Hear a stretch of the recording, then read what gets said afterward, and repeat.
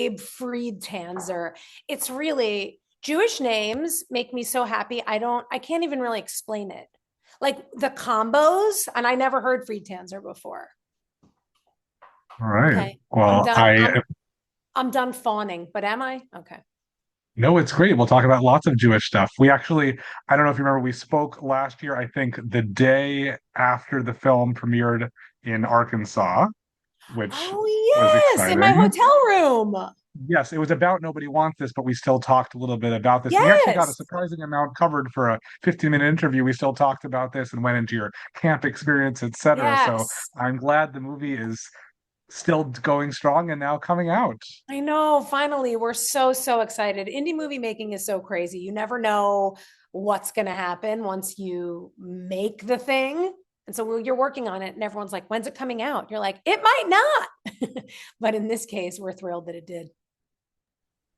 Well, I had asked you previously, but I'll ask you again about your own camp experience and how this film mirrors or doesn't mirror that. Okay, well, it doesn't in that I was a camper when I went to camp, and in this movie, I'm a bad counselor. Well, I end up being okay, but it does mirror it in that they both were. My camp was Laconda, which was upstate New York, in a town called Port Jervis, which is literally the same town, tiny town, like one stoplight town, same town that Camp Tel Yehuda, we turned into Camp David for the movie Floaters, the same town. So I was able to drop by my old camp and look, it's really nice. The Camp David was just seeing the bunks and the social hall and the cafeteria. And it's just like, shit, I'm back at camp. Like it's not that hard to get into it when you're in a practical setting like that. I don't think I mentioned last time we talked, but in addition to my film and TV enthusiasm, I also book travel for Foundation for Jewish Camp for one of their programs that, like a lot of different camps, including Tel Yehuda, often participates in. So it's nice to, to be able to see these two worlds sort of coming together, which is Oh, a I that's rarity, I think. I was gonna say, of course, it's got to be the highest of rarities. Yeah. Well, and one thing I appreciate is that there is a lot of authenticity. I feel like in this film, the Trace spoons, especially. Do you feel like you knew a lot of these references? Like, how well read in were you into a lot of this stuff? Oh, I mean, I went to Jewish sleepaway camp. Like we had services on Friday night and a don olam and the whole thing. And we weren't kosher at camp, but it also wasn't. It was like kosher adjacent. It's not like we were serving things people couldn't eat that were kosher, but I don't think it was like separate plating and all that stuff. We didn't have tray spoons, though. It was not a mystery to me what that meant. I had never heard of like the putting them in the ground and you know digging them underground, but I was a quick study because I'm right there. You feel like people have to know a lot or anything about you Judaism to know appreciate this movie? I don't, and I think that's what's so special about it. It's like me growing up watching, I don't know, a movie like about inner city basketball. Like, I don't know what they're talking about. I don't watch sports. I don't know what the shots are. I don't, a movie about Jamaican bobsledding. Like, no, you just enjoy the movie. I know nothing about any of those things. And it's not pandery. And it's not like, that's what I think is so special about floaters. It's like, it is what it is without being like over explanatory. And I heard Rachel Israel, our director, say in an interview something like, you just want your movie to feel like you're eavesdropping on people's real conversations. And the second you get to like, and Trave spoons means it's like, we're out. And so it's like I do after I watch a movie where I don't understand all the references, I could Google it. But I think for the most part, similar to Nobody Wants This, it's this movie celebrating Jewish joy. And if there's random little things you don't get, you figure them out. There's context clues. Does this make you want to spend more time at camp as an adult, ideally not in the same capacity as your character? No, I don't know. And that's that I got bougie in my old age, but like I don't want. Who wants to be? I'm also not a beach person, so I'm just not like. Maybe I'm not a fun person. I'm not just like I'm not into like a hot weather outside. Like put me in the air conditioning. Get me my little. I have like a misting fan. I'm embarrassing, but yeah, no, I love camp, but I'm not. I'm not trying to go back. I completely agree. Again, I work with camps, but I book flights from my computer. I need internet. Like I'm Of not sitting there course. in What the are we bunks. talking Like about? that, I somebody I has to think be that role. one of those cute adult weekends where it's like adult camp for only the weekend. And it's also like in the fall at a time when the camp is closed and it's a little cooler. So down. Was there anything that surprised you about being physically at camp that you wouldn't have expected? Yes, many, many things. The first is like, how did I do this? But I guess I was a kid and it just was like fun and exciting. But you're like, bunks are kind of like shitholes. It's not like it's, wow, I'm in the lap of Lux. It's like the cot with the giant springs and the mattress is like this very thin and has like a plastic coating on it. I guess that was, I don't know, maybe for bedwetters. And it was like, whoa, we're really at camp here, gang. And the other thing that I learned is a little bit about movie making outside was that if lightning strikes, nobody can go outside for I think it's 45 or 55 minutes. And so there would be like a countdown. So I have this great memory of me and Aya Cash and Sarah Podemski in one of the bunks. And they were like, count down 10 minutes, we can go back to work. And then in that 10 minutes, the lightning struck again. And they were like, okay, starting the clock over.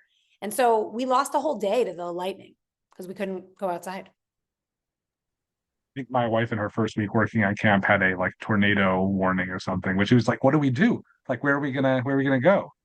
Yeah, and like I mean, as tornadoes especially scary because like a bunk will anti-em itself. Like a bunk will Dorothy tornado into the sky. Yeah, Wizard of Oz reference. Get used to it. Yeah, yeah, yeah. Well, while Nobody Wants This has a hot rabbi who was at camp, and that was a whole thing in season one, you have Aya Cash in this movie as a Yo, we rabbi, have which a hot we have a especially hot rabbi in this too. I will no longer sign on to a project where there's not a rabbi and they're hot. Sorry. you're also co-stars from The Boys, who I don't think shared many scenes, We but didn't share any scenes, but man, was she so rad on that show. And so crazy that she played a raging Nazi and is a big Jew. So good. was there anyone else from this cast that you were particularly excited to get to work with? I mean, sure, I've known Seth Green for, I don't even know, it could be 15 years. I met him through Kristen at the Forgetting Sarah Marshall premiere, and we were like magnets to each other with the same sense of humor. And we just were like, oh my God, love this person. So we've been friends forever. So to get to see him upstate New York in this crazy setting was really amazing. And he's so funny and such a great improviser and just really such a pro. Were you able to be with the film at any screenings around the country? Yeah, I've been to a few. I think there was one in Florida and one in LA, although I don't think they were, I'm trying to think if they were public yet.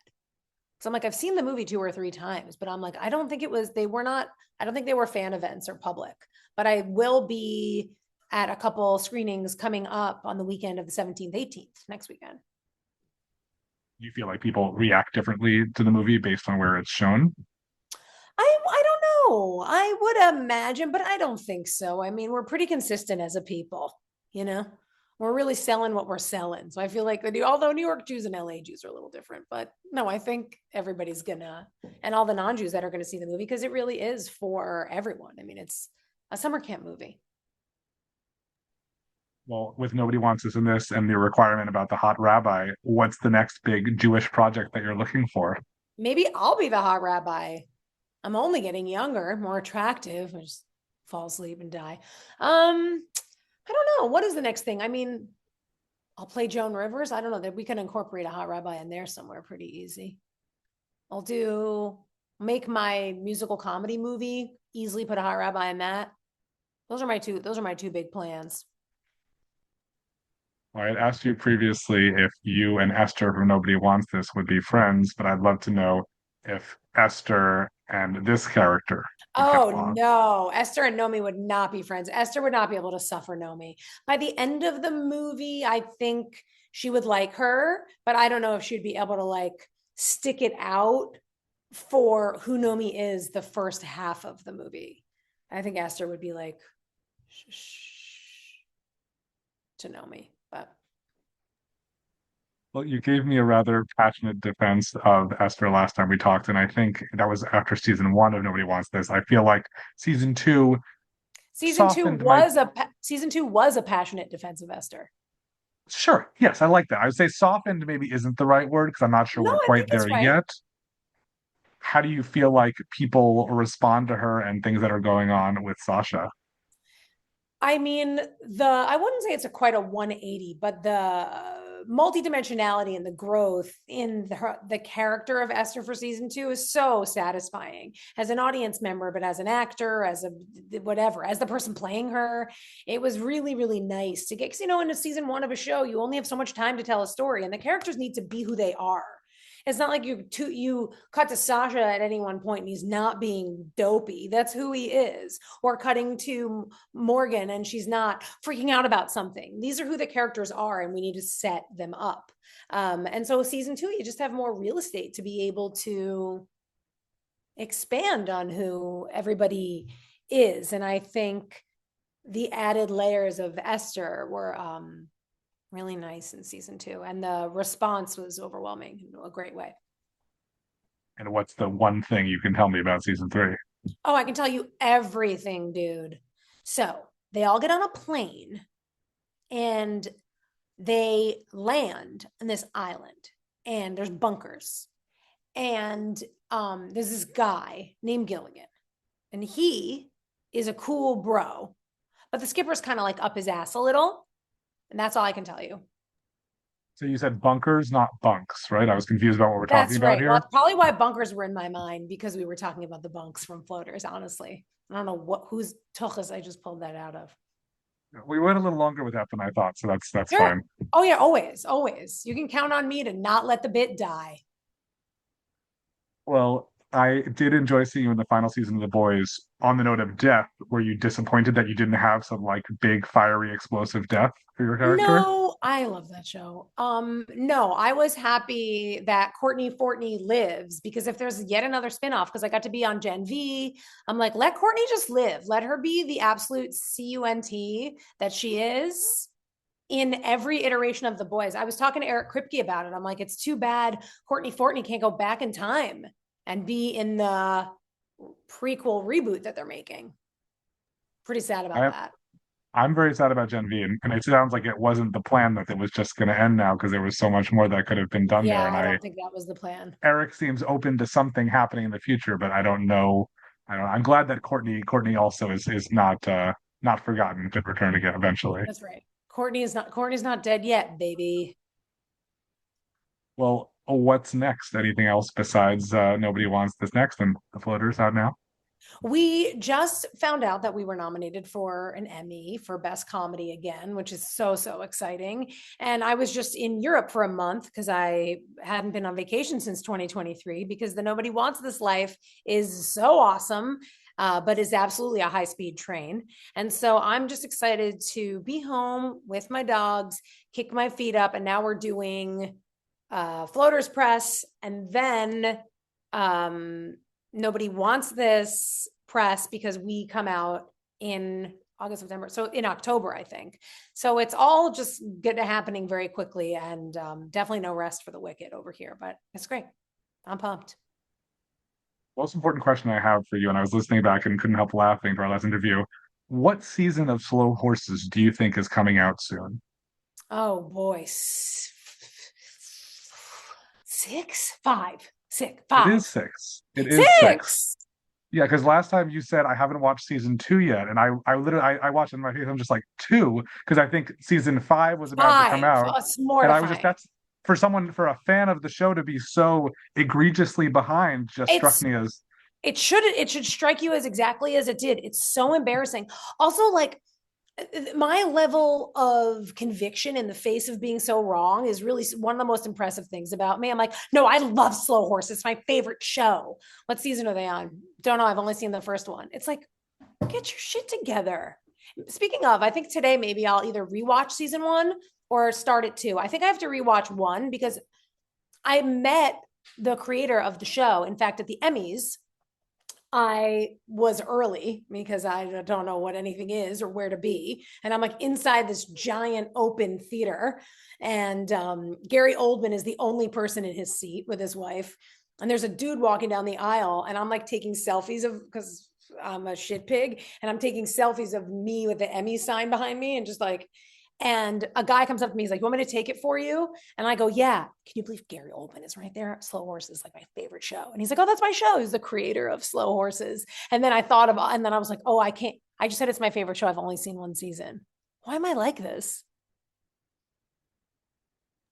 Well, Embarrassing. is there anything else that you are more caught up on that you would recommend to other people? RuPaul's Drag Race, Love Island. Don't ask me these questions, Abe Friedtanzer. Do you ever meet another Friedtanzer? So it was Freed and Tanzer were combined, like my parents hyphenated them.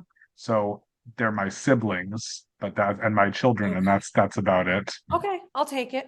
I'll take it. So, No wonder I but never heard it. if you do, that's it's I'd love to hear about it. I'm trying to think of this last name my mom told me the other day that threw me. It wasn't this, but it was something like silverfish, and it really got me. I was like, that combo. I've heard like Silverstein or gold, you know what I mean? But silverfish, I have to find out from her what it was, and I'll get the answer back to you. I love a Makes me Jewish think combo last name. makes me think of the lovely upstate New York town of Fishkill, which just Oh, sounds of very pleasant, course. right? Of course. Fish kill. I know her well. I was right by her shooting floaters. There you go. Well, I really enjoyed talking to Jackie, and I'm Always, Abe. excited to see Nobody Wants This, which will not be anything like you described, but you also told me nothing, so that will be great. But for now, the floaters camp is fine. Even if you like camp, don't like camp, go see floaters. It's going to be a lot of fun. Go see floaters, everybody. Thank you, Abe Friedtanzer. Until next We see you, time, Jackie. bud. Thank you. See you, buddy. Okay. Later.